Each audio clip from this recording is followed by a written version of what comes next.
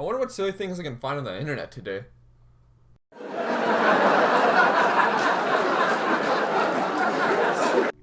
That'll do. Everton haven't had the best season, and certainly haven't met the expectations that many journalists and pundits had. What they did over the summer isn't a unique situation, as it's happened to Premier League clubs before.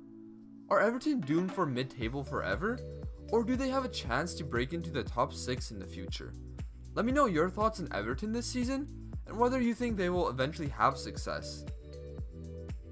When Everton were making all these transfers, I read a lot of tweets and articles of what great business they were doing during the window. I wasn't one of those people who were praising their business. My view was similar to Gabriel Marcotti, who didn't see a lot of these signings helping Everton, especially with them losing Romelu Lukaku. We have seen clubs in the past spend large sums of cash after selling their best player.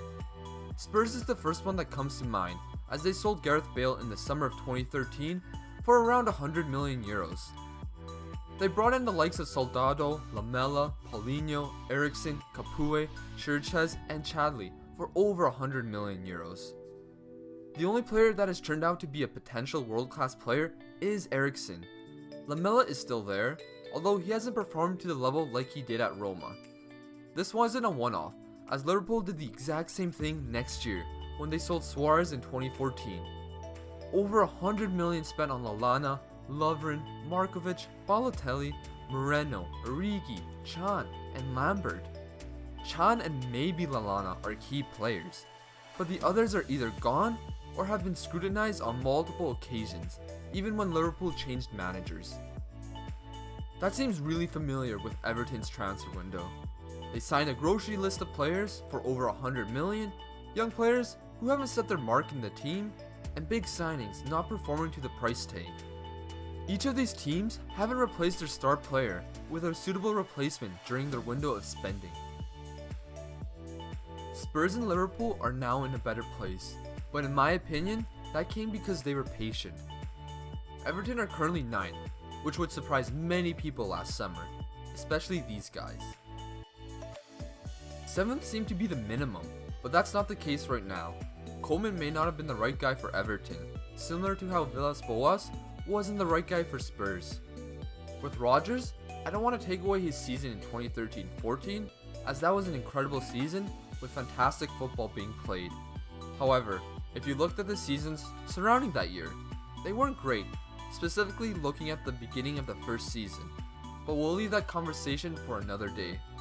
Coleman looked like a good manager in previous seasons, and even got linked to the Barcelona job, until Valverde got it. Nevertheless, whenever you sell someone who got you 68 goals in 141 Premier League matches, you will end up struggling when his replacements are Rooney, who hasn't been bad, but is past his prime, and Sandro, who hasn't adapted to the Premier League. They have played Calvert-Lewin a lot, although he isn't a prolific goal scorer, but he is young. They did bring in Tosin in January, but he hasn't really shined. They also loaned out youngster Ademola Lookman, who scored on his debut with Leipzig. Marcotti sums it up best in my opinion. Guys, make no mistake about it. They kind of sowed the seeds of their own destruction, I think, in the summer with the belief that it would be a really good idea to pair, Sigurdsson, Klaassen, and Rooney in the same team, and then not get a real center forward other than Sandro.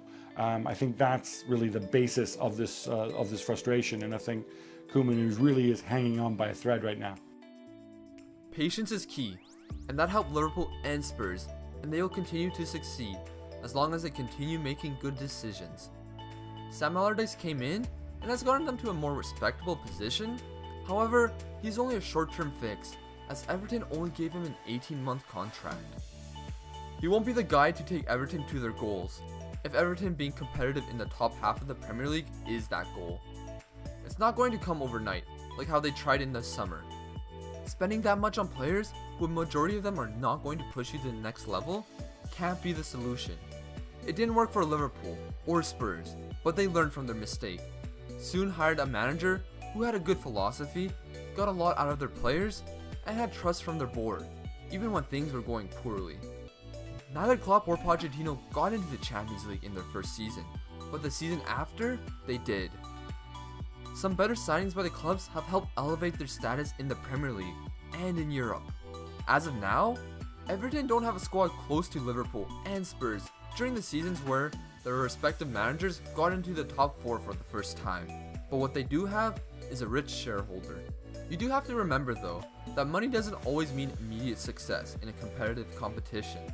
Just ask PSG's owners in their attempt to win the Champions League. Even City didn't have initial success with rich Qatarian owners. A similarity Everton do have with Spurs are the young players they have. They have played plenty of them, including Calvert-Lewin, Kenny, Davies, and Holgate.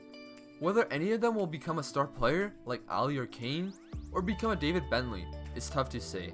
But it does concern me that they barely gave Lookman a chance, and instead sent him to Leipzig, where he scored on his debut. Sam Allardyce's comments on the loan move really is short-sighted, because he called him stubborn on him wanting to challenge himself, and go to a country playing with and against more talented players. And with Lookman getting appearances for Leipzig, it looks like he made the right choice. Sam Allardyce should praise his bravery, not question his move.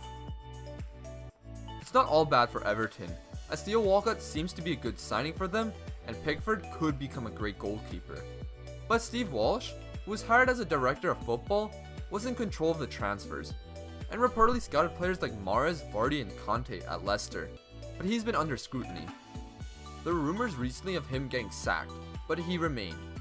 Everton's recruiting has been a shambles though, but it is easy to be reactionary instead of being patient. Things can get better for Everton, as history has proven, but the road to where they want to be will be a lot more challenging than they first thought.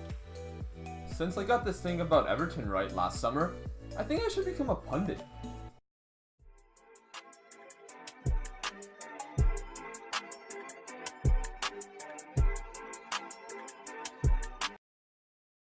On second thought, maybe not.